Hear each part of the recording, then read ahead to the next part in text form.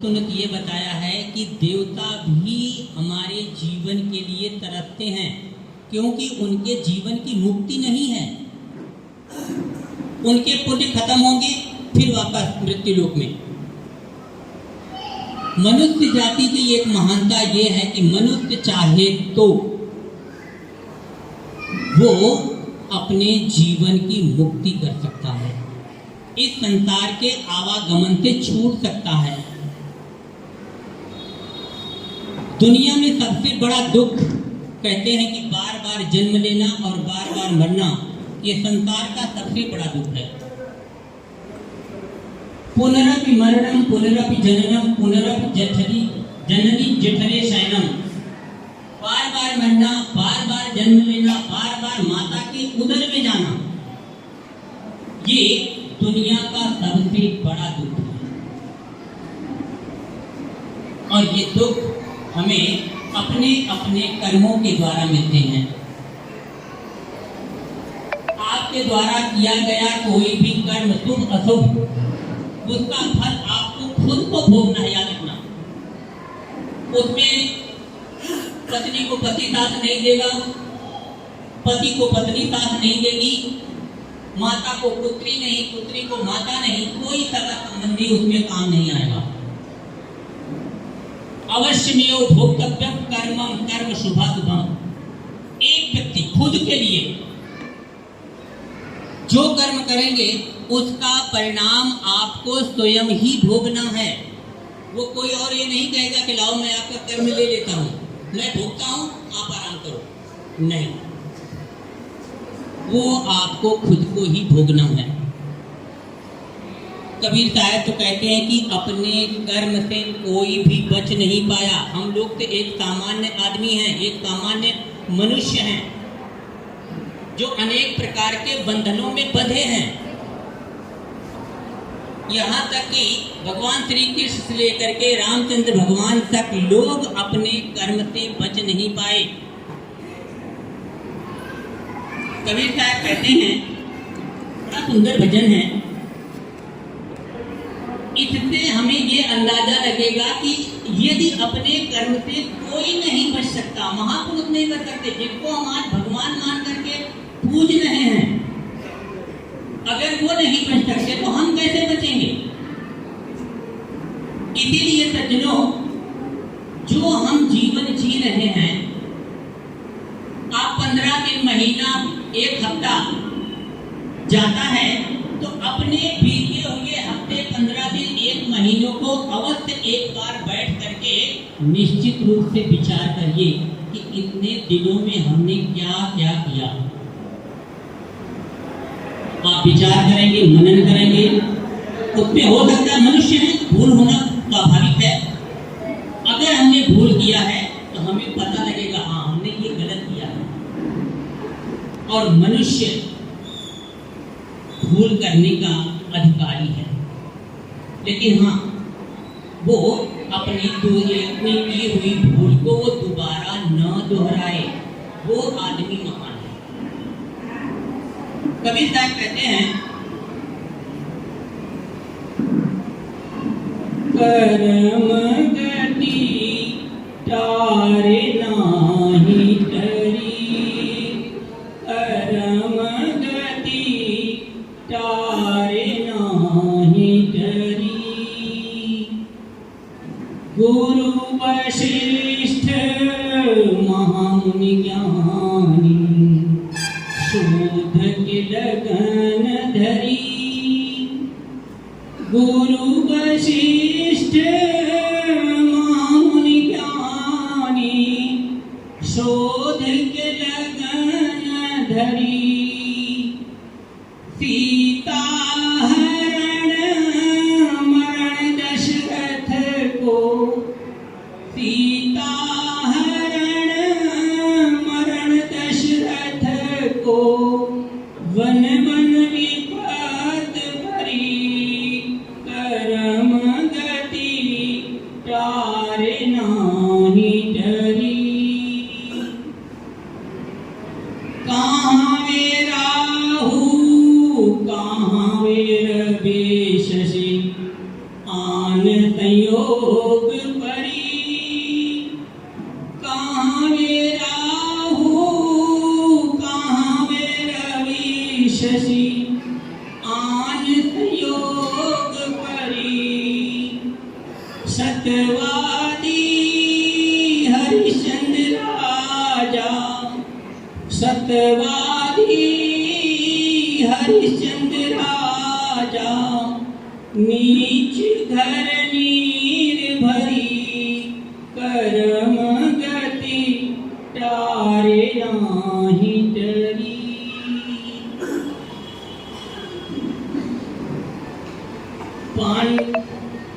पांडव के हरि सदा सहाई, पांडव के हरि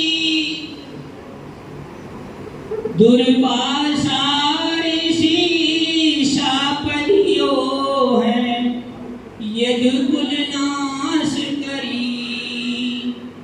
पांडव के हरि सदा सहाई, पांडव के हरि सदा सहाई, उन्होंन बन बिचरी, कर्म गति तारे नाही डरी, कर्म गति तारे नाही डरी। आगे कहते हैं केवल मृत्यु लोक नहीं, तीनों लोक कर्म गति के वश, तीनों लोक कर्म गति के वश, तीनों लोक कर्म गति के वश, उन्होंने काह करी। काहे कबीर सुनो भाई साधो, काहे कबीर सुनो भाई साधो, भूला भटक मरी, कर्म गति तारे नाही डरी, कर्म गति तारे नाही डरी। बच्चों, इतना सुंदर भजन है कि जिनको आज हम परमात्मा कह करके पूछते हैं, वो भी अपने कर्म से नहीं छूटे। संयोग बनता गया और उसी प्रकार की घटनाएं आगे बढ़ती रही।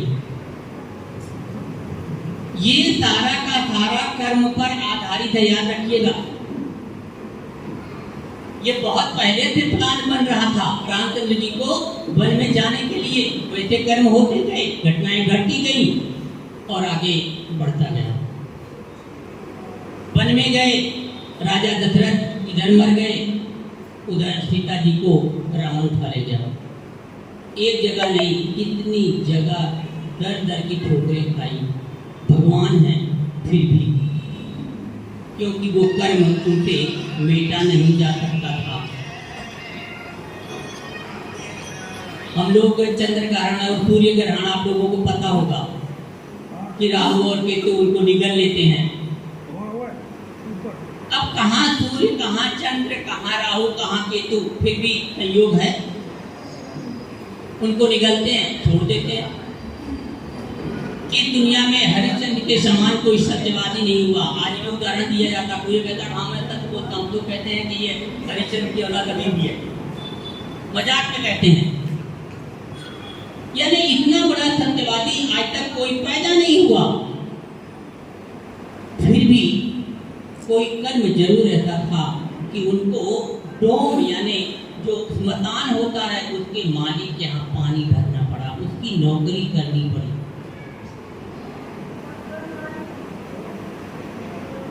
भगवान दुर्वासा ऋषि ने पांडवों को साथ दिया ताकि तुम्हारा कुल नाश हो जाएगा। एक महात्मा थे, उन्होंने किया। भगवान श्री कृष्ण हमेशा पांडवों की छाया बन के मतलब उनके साथ रहे, उनको मुसीबतों से बचाते रहे। फिर भी पांडवों के द्वारा किया गया कर्म से वो छूट नहीं पाए। 12 वर्ष का वनवास और 1 वर्ष का अज्ञातवास उन्होंने भोगा, उसमें भगवान श्री कृष्ण भी कुछ नहीं कर पाए। कबीर साहब कहते हैं तीनों लोग, देवी देवताओं से भी लेकर के हम लोग भी, पाताल भी अपने कर्म के वश में है। अपने कर्म को कोई वेट नहीं सकता। कबीर साहब कहते हैं कि संसार में जो भूले लोग हैं, जिन्होंने अपना रास्ता छोड़ रखा है, वो लोग इसी तरह से भटक भटक करके मर जाते हैं। हम लोग तो पढ़े लिखे हैं, गुरुमुख हैं, गुरु जी की बातें सुनी है, गुरु जी का दर्शन किया है, तो निश्चित रूप से अपने कर्मों पर विशेष ध्यान देने की आवश्यकता है। कलयुग का विशेष प्रभाव है याद रखना सब पर। और इसीलिए आदमी सब कुछ जानते हुए भी कभी कभी गलत सोचता है और गलत करता है। एक उदाहरण है, एक बहुत धर्मात्मा राजा था, अपने राज्य में प्रजा को दुखी रखता था, हमेशा उनकी देखभाल करता था। राजा के 4 पुत्र थे। राजा ने एक बार अपने बड़े पुत्र को कहा कि बेटा जा करके जनता के बीच जाओ और लोगों को देखो, उनकी परेशानियां समझो, उनकी क्या तकलीफें हैं, या प्रजा सुखी है। लड़का गया, पुराना जमाना था, पैदल ही भेजा कि थोड़ा देखेगा, पता लगेगा। लड़का जा रहा था, बीच में जंगल पड़ा, वहां एक आश्रम दिखाई दिया। वहां महात्मा जी तपस्या कर रहे थे, वहां बड़ा सुंदर घोड़ा बना था। युवराज को ये हुआ कि भाई अगर मैं इस घोड़े पर बैठ करके जाऊं तो जल्दी ज्यादा इलाका कवर करके वापस उनकी इच्छाएं जान करके वापस आ जाऊंगा। इसीलिए उसने महात्मा जी से घोड़ा मांगा। कहा महात्मा जी घोड़ा दे दीजिए, मैं थोड़े दिन में लौट करके आता हूँ। महात्मा जी ने शर्त रखी कि घोड़ा तो तुम्हें जरूर दे देता हूँ,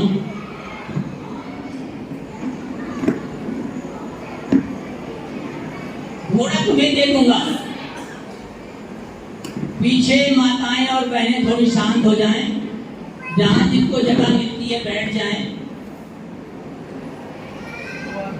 घोड़ा तुम्हें दे दूंगा, तुम जाओ घूम करके आओ, लेकिन मेरी एक शर्त है। कहा क्या? कहा आप जा रहे हो, जहां जाओगे अगर वहां कोई विचित्र बात तुम्हें दिखाई दे तो वो आकर के मुझे बताना और उस बात का मुझे अर्थ समझाना कि इसका अर्थ क्या है। कहा ठीक है। घोड़ा लेके गया, वापस आया कुछ दिनों में। महाराज जी ने पूछा बेटा क्या देखा, कुछ दिखाई पड़ा? उसने कहा महाराज जी हमने ये देखा कि बड़ा सुंदर खेत है, उसमें फसलें लगी हुई हैं, लेकिन उसकी जो बाढ़ है वही धीरे धीरे फसल को खाती जा रही है। कहा तो इसका क्या अर्थ समझा, मुझे बताओ। उसने कहा पता नहीं। महात्मा ने शर्त रखी थी कि अगर नहीं बताओगे तो तुम पत्थर बन जाओगे। बड़ा लड़का को अपना जो देखा था उसका अर्थ नहीं पता, इसलिए वो पत्थर बन गया। तो घोड़ा वहीं पड़ा ना। कुछ दिन बीता, राजा ने दूसरे बेटे को भेजा कि भाई तुम्हारा भाई भी नहीं आया और कुछ समाचार लेके नहीं आया, तुम जाओ पता लगाओ। वो भी गया, फिर उसी रास्ते गया, फिर वही महात्मा पड़े, फिर उसने घोड़ा मांगा। घोड़ा बड़ा सुंदर था। उसने कहा महाराजा जी मुझे ये घोड़ा दे दो। उन्होंने कहा देखो बेटा घोड़ा दे देता हूँ, लेकिन मेरी शर्त है कि तुम जो बात देखोगे वो आकर के मुझे कहोगे, उसका अर्थ इसका ये अर्थ होगा। अगर नहीं तो फिर तुम्हें पत्थर बनना पड़ेगा। शर्त मंजूर हो तो घोड़ा दे दो। युवा अवस्था में बहुत दूरदर्शी लोग नहीं हुआ करते, इसीलिए उसने कहा ठीक है मैं आके बता दूंगा आपको। ले गया घोड़ा। वो भी आया 15 दिन में घूम करके। उसने देखा, उनको पूछा भाई आपने क्या देखा? कहा महाराज जी हमने ये देखा कि एक गांव में एक गाय ने बच्चा दिया तुरंत ताजी, और वो बच्चा बछड़ी थी। थोड़ी देर में जब वो खड़ी हुई तो गाय स्वयं जिसने जन्म दिया है वो स्वयं उस बछड़ी का दूध पीने लगी। बड़ी विचित्र बात है, कैसे संभव है? देखा तो सही लेकिन बात समझ में नहीं आई। महात्मा ने पूछा कि बेटा इसका अर्थ क्या बताओ? उसने कहा नहीं मालूम। चलो नंबर लग जाओ। दूसरा पत्थर। राजा ने अपने तीसरे लड़के को भेजा। तीसरे लड़के को भेजा कि भाई दो भाई गए थे प्रजा का हाल चाल जानने को, आए नहीं, कहाँ गए? जा करके तुम देख के आओ और उनको लेके आओ। वो भी गया, उसी रास्ते गया, वही आश्रम पड़ा, वही जंगल पड़ा, वही घोड़ा दिखा, वो भी घोड़ा लेकर के गया। तर्क पर महाराज ने बता दिया कि तर्क है, देखोगे अर्थ नहीं आएगा तो पत्थर बनोगे। देखो तुम्हारे दो भाई पत्थर बने पड़े हैं। कहा ठीक है, वो भी गया। वो गया, जब वापस आया महाराज जी ने पूछा कि क्या विशेषता, कोई नई बात देखी? उसने कहा हाँ। कहा बताओ। कहा महाराज जी हमने जंगल में देखा कि एक लकड़हारा या कोई भी सूखी लकड़ियों का एक बड़ा सा गट्ठर अपने सिर पे रख रखा है और एक हाथ में और लकड़ियां भर रखा है।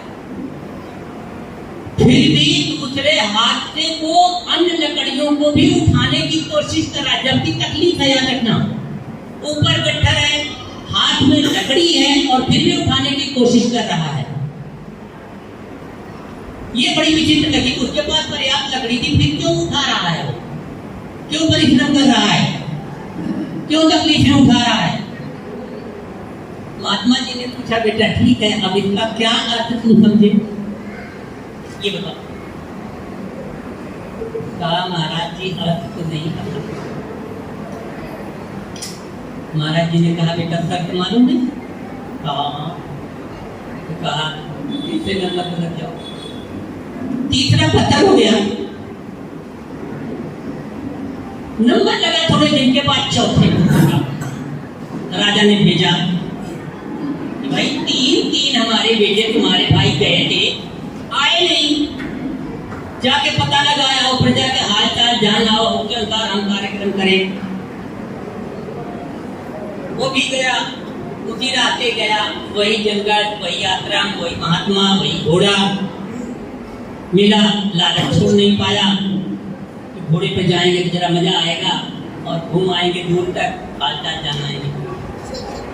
कहा बेटा ले जाओ, लेकिन याद रखना शर्त मेरी ये है, कोई नई बात दिखाई दे तो तुम आना और उसका अर्थ मुझे कहना। अगर नहीं अर्थ बता पाओगे पत्थर बन जाओगे। देखो 3 है। कहा ठीक है। वो भी गया, घोड़ा लेकर के गया, हाल चाल जानने इधर घूमने लगा। लौटते समय उसने बड़े भारी इलाके में जो खेत था उसमें उसने देखा कि खेत के बीच में 7 कुएं हैं। 7 कुएं हैं, सब में पानी भरा है, एक में पानी नहीं। जब जरूरत थी तो 6 को उसने पानी दिया। अब आज जब उसको जरूरत है तो 6 ने पानी नहीं दिया। वो बेचारा टूट गया कुआ बीच वाला, उसमें पानी नहीं है। बड़ी विचित्र बात थी। लाइन तक कुएं थे, पानी होना चाहिए था, नहीं है। कहा वह ये तो बताओ कि इससे तुम समझे क्या, क्या निष्कर्ष निकाला, इसका अर्थ क्या है? कहा महाराज जी देखा तो सही, अचंभा भी लगा, आश्चर्य भी हुआ, लेकिन इसका मतलब क्या है ये तो मैं भी नहीं जानता। क्या बेटा तक मालूम है मेरी? हाँ। भाइयों के साथ लाइन में लग जाओ, पत्थर बना दिया। 4 राजा के पुत्र जाने हाल गए कि वापस एक भी नहीं आया। राजा को चिंता हुई, राजा भी गए, राजा भी उसी रास्ते गए, वही जंगल पड़ा, वही महात्मा पड़े, वही घोड़ा दिखा। अपना घोड़ा छोड़ करके वो हुआ कि भाई ये तो बड़ा सुंदर घोड़ा है, तो मजा आ जाएगी इसके ऊपर बैठ करके। उन्होंने महात्मा से कहा कि महाराज जी अगर आप अपना घोड़ा दे देते, मैं इस राज्य का राजा हूं, अपने प्रजा की हाल जानने जा रहा हूं, और वापस आ जाता था। ठीक है, लेकिन मेरी शर्त है, ये शायद चारों आपके बच्चे हैं, ये शर्त के अनुसार यहाँ पत्थर बने हैं, आप अगर जाओगे, घोड़ा ले जाओगे, कोई बात आपको दिखेगी, आप अगर नहीं बता पाओगे तो आप ही पत्थर। कहा महाराज जी मैं जाने से पहले अपने बच्चों को जिंदा करना चाहता हूं। कहा तो चारों की बात सुन लो। महात्मा ने बताया कि पहला बेटा आपका ये देख आया था कि खेत है, उसकी बाढ़ लगी हुई है सुरक्षा के लिए, और वही बाढ़ उस खेत को खाती जा रही है। इसका क्या मतलब है? राजा सुलझा हुआ था, धार्मिक था, अच्छी संगति कर रखा था। उसने कहा महाराज जी,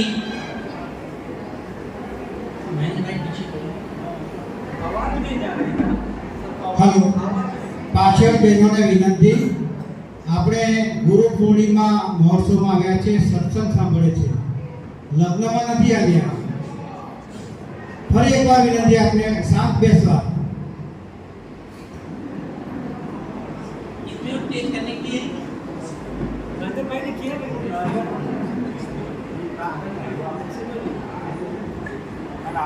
कुर्सी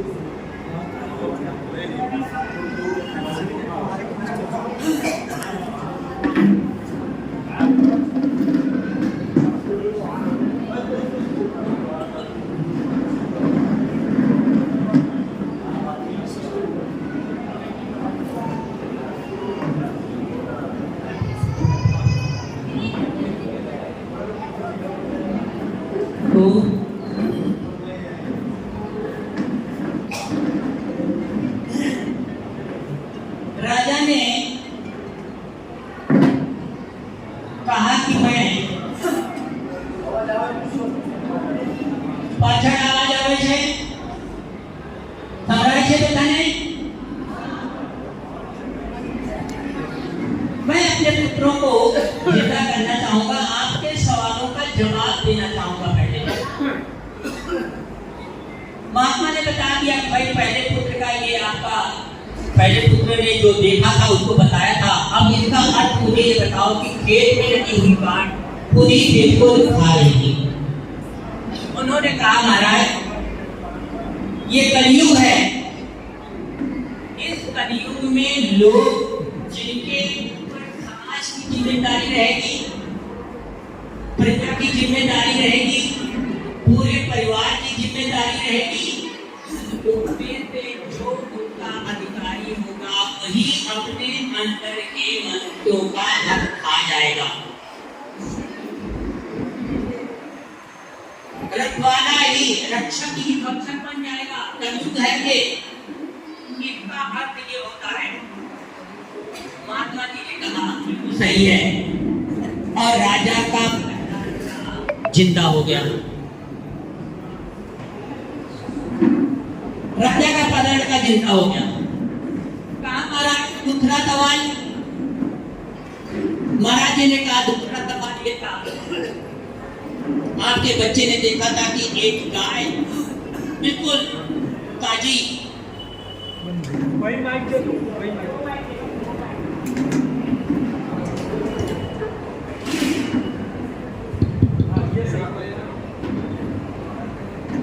गाय ने तुरंत बच्चा दिया है। वो बच्चा बछड़ी है,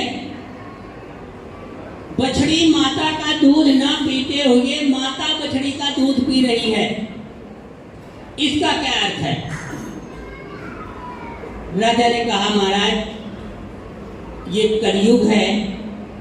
कलयुग में माँ बाप अपनी बेटी का धन खाने में भी संकोच नहीं करेंगे। पहले के जमाने में लोग अपनी बेटियों के यहाँ जाकर जाते तो थे, पानी तक नहीं पीते थे, याद रखना।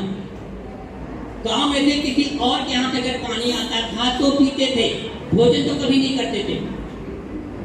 लेकिन ये कलयुग है, माता पिता अपने पुत्रियों का भी धन खाने में संकोच नहीं करेंगे।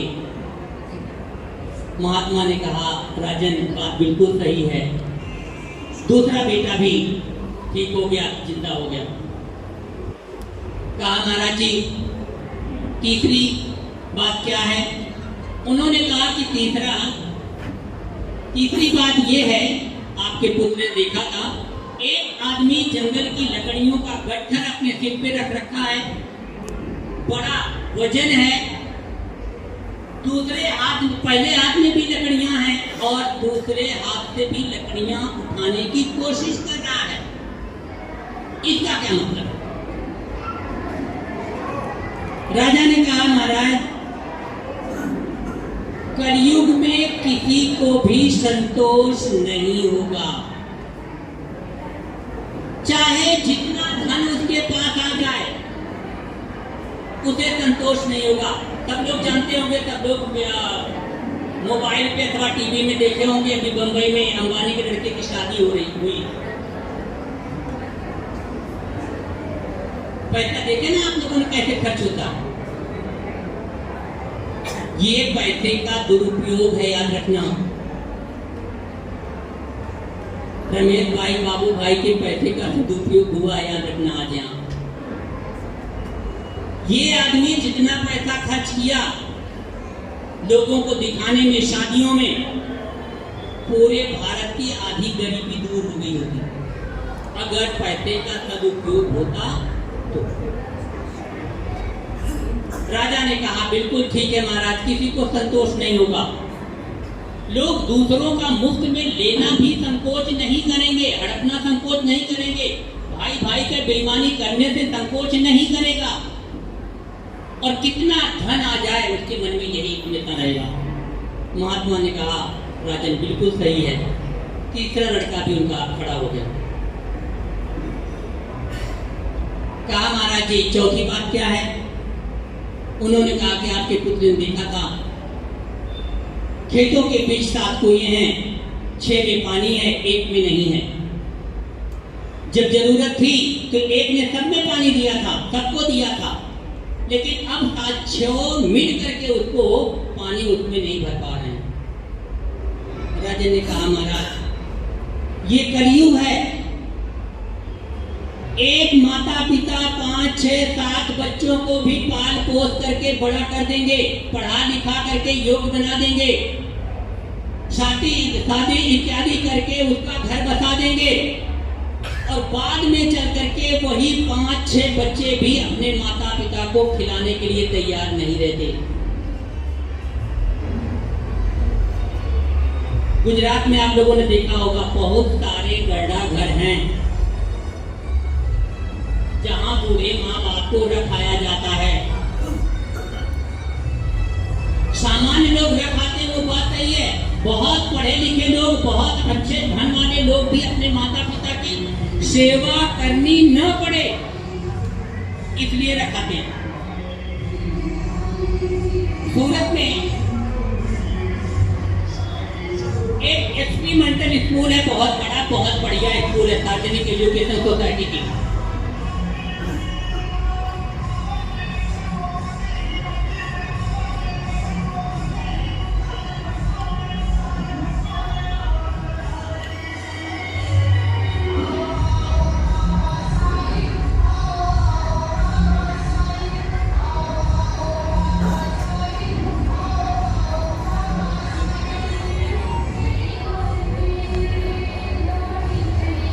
आप ऐसे शांति बनाए रखें।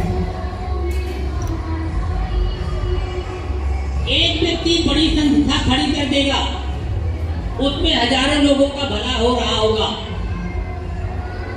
लेकिन कभी कभी वो तारे के तारे संस्था के मालिक उस स्थापक की सेवा नहीं कर पाएंगे। ये कलयुग का नियम है, अथवा तो कलयुग में इस प्रकार की सोच है। महात्मा ने कहा राजन बिल्कुल सही है, और उनका चौथा लड़का भी जिंदा हो गया। मुझे 5 मिनट और दिया गया है, 5 मिनट में ये अपना वक्तव्य समाप्त करना है। सज्जनों, मेरा कहने का मतलब ये है कि ये कलयुग है, और कलयुग में इस प्रकार का प्रभाव वो हम लोगों पर दिखाता रहेगा। लेकिन हम लोग आम नहीं हैं, आप सबके सब गुरुमुखी हैं, गुरु जी के वचनों को सुना है, उसके नाते आप उससे बच सकते हैं, अपने कर्म से, अपने भजन से, अपने मनन से। एक 2 मिनट का उदाहरण दे करके कलयुग से बचना कैसे है वो आप देख लीजिए। ये तो कलयुग इस प्रकार का प्रभाव उन पर डालता है, बचेंगे कैसे? कभी कभी जो अच्छे महात्मा हुआ करते हैं वो थोड़े जिद्दी होते हैं। एक महात्मा, एक धनीराम सेठ था, उसके दरवाजे पर जा करके खटखटाया, धनीराम निकला। सेठ था बहुत बड़ा, बहुत पैसे पाता था। देखा तो महात्मा खड़े हैं, उन्होंने कहा सेठ 1 रोटी दे दो। सेठ ने कहा 1 रोटी क्यों दे दे? कहा 1 रोटी दे दो। कहा पूरी 1 तो नहीं दूंगा, मैं तुम्हें आधी रोटी दूंगा। महात्मा ने कहा 1 दो। कहा नहीं, आधी ही दूंगा।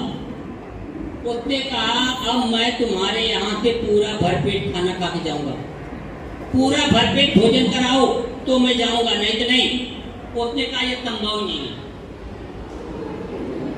कंजूस था, पैसे का पुजारी था, उसने कहा भरपेट भोजन में नहीं कर सकता। उसने कहा ठीक है, दरवाजा बंद कर लिया। महात्मा उसके दरवाजे के सामने बैठ गए। दूसरे दिन सुबह जब सेठ ने दरवाजा खोला तो देखा कि सामने महात्मा वैसे ही भूखे प्यासे बैठे हैं। अब घबराया कि कहीं कुछ हो गया तो मेरी कितनी बदनामी होगी, कितना बड़ा सेठ और एक महात्मा को भूखों मार दिया। उसने क्या हो गया, हाथ जोड़ करके कहता है महात्मा मैं आपको भरपेट भोजन करा देता हूँ, आप चलो मेरे साथ पधारो। उसने कहा सेठ अब नहीं, अब तुम मुझे एक कुआं खुदा करके दो। पहले के जमाने में कुएं से पानी पिया जाता था, आज तो धंधा लगवा दो। कहा यह कुआं खुदा दो, फिर मैं भोजन करूंगा। सेठ कंजूस, कुआं खुदाने में तो पैसा लगेगा, कुआं बनवाने में पैसा लगेगा। उसने कहा कैसी बात करते हैं, मैं आपको भोजन कराने के लिए कह रहा हूं तो आप कुआं मांग रहे हैं। नहीं, यह संभव नहीं है। कहा अब तुम मुझे 2 कुआं खुदा कर दो। 1 नहीं, 1 मान गया, 1 रोटी दिया होता तो कुएं पर नहीं बात आती। 1 कुआं नहीं माना, महात्मा ने कहा 2 कुआं खुदा करके मुझे दो, तब जा करके मैं भोजन करूंगा। सेठ तो वैसे भी होशियार होता है, सोचा कहीं और आगे न बात बढ़ जाए। आधी रोटी से 1 पे और 1 से 1 कुआं पर, 1 कुएं से 2 कुएं पर, अब पता नहीं और क्या करना पड़ेगा। उसने कहा ठीक है, हाथ जोड़ दिया। महात्मा मैं 2 कुआं खुदा करके आपको देता हूँ। कहा खुदाओ पहले, फिर भोजन करता हूँ। कहा आप भोजन कर लो, मैं खुदवा देता हूँ। आदमी कर दिए, कुआं खुदने लगा। महात्मा जी ने भोजन किया, कुआं खुद करके तैयार है, दोनों में लबालब पानी भरा है, बढ़िया पानी निकला। महात्मा जी को ले जा करके सेठ ने दिखाया, महात्मा जी आपके दोनों कुएं तैयार हैं, आप देख लो, खूब बढ़िया मीठा पानी निकला है। महात्मा जी देख करके खुश हो गए। कहा सेठ ये कुआं तेरा है और ये कुआं मेरा। कहा ठीक है, एक बात याद रखना, मेरे कुएं में से कोई 1 बूंद पानी भी ना दे, और तू अपना कुआं जनता के लिए खोल दे। गांव वाले कोई भी आने जाने वाला इस कुएं से पानी निकाल करके पिए। शेख डरा हुआ था पहले से, महात्मा बड़ा जिद्दी है, कहीं कुछ ना और बदल दे। उसने कहा ठीक है, अपना कुआं उसने खोल दिया, महात्मा जी के कुएं पर एक बढ़िया ढक्कन लगवा दिया सरिया से, उसमें ताला मार दिया कि उसमें से कोई एक बूंद पानी भी न ले। महात्मा जी ने कहा ठीक है, मैं जा रहा हूं भ्रमण करने, आऊंगा फिर ये कुआं मैं अपना ले लूंगा। सेठ का कुआं खुला पड़ा है, गांव वाले पानी पी रहे हैं, भर रहे हैं, इच्छा अनुसार ले जा रहे हैं, कपड़े धो रहे हैं, खाना बना रहे हैं, सब कुछ कर रहे हैं, बढ़िया सुंदर पानी है। गांव वाले लोग महात्मा जी और सेठ का हमेशा सेठ की प्रशंसा करते रहते हैं कि क्या बढ़िया काम किया, वाह वाह मजा आ गया। महात्मा जी कुछ समय के बाद 6-7 महीने, वर्ष के बाद, 2-4 वर्ष के बाद जब लौट करके आए,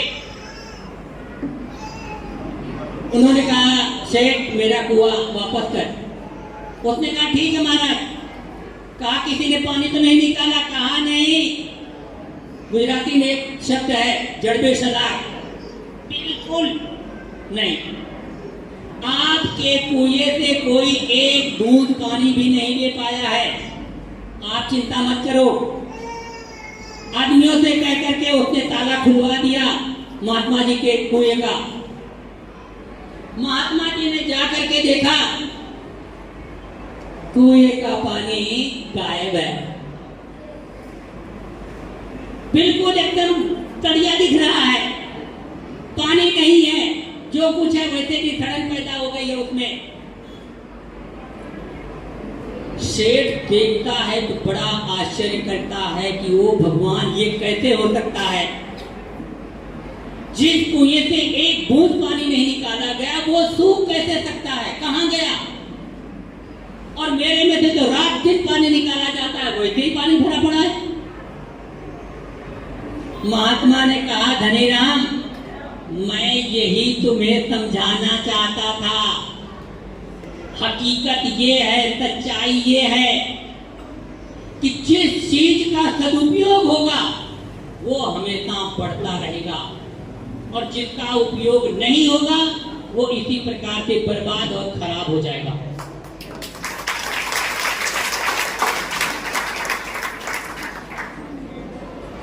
सज्जनों, हम सब पैसा कमाते हैं, हमारे पैसे का सदुपयोग अवश्य होना चाहिए। हमसे जो छोटे लोग हैं, हमसे जो गरीब लोग हैं, उनकी सहायता करना हमारा कोई हमें पुण्य का काम नहीं, अथवा तो हम बहुत बड़े धर्मात्मा नहीं, ये हमारी फर्ज में आता है। आपका फर्ज है कि आप उनकी सहायता करो। महात्मा ने कहा धनीराम, तुम जिस पैसे के दास बन करके नहीं खर्चा करना चाह रहे थे, आज ये आपका कुआं देखो हजारों लोगों का कल्याण कर रहा है। आपका कुआं महान है, मेरा नहीं। व्यक्ति बड़ा नहीं होता, उसके कर्म बड़े होते हैं। महात्मा ने कहा धनीराम, हमारे पैसे, हमारे धन की 3 गति है।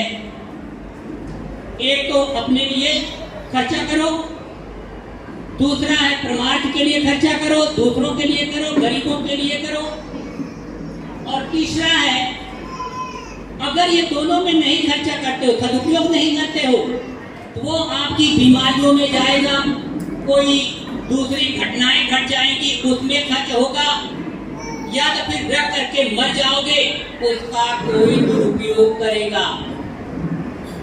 इसीलिए वैसे टाइम हो गया है, भोजन आपकी रास्ता देख रहा है, इसीलिए सज्जनों, हमें अपने अपने कर्म को, अपने कमाए गए धन में से कुछ भी थोड़ा बहुत अंश, अगर आप 10%, 5% भी खर्चा करते रहेंगे भलाई में, आपका पैसा डॉक्टर को नहीं देना पड़ेगा, कहीं और जा करके वो दुरुपयोग नहीं होगा, इससे बचता रहेगा। आप एक बार करके देख लो, आपको डॉक्टर के पास कम जाना पड़ेगा, पैसे कम खर्च होंगे, उसका सदुपयोग करिए। टाइम हो गया है, मैं इसी के साथ अपने वाणी को विराम देता हूँ। बोलिए सदगुरु देव की जय। आज के दाता की जिसका खाओ उसका गुण गाओ। आज इनके नाम पर भोजन है, जय जरूरी है। धन्यवाद।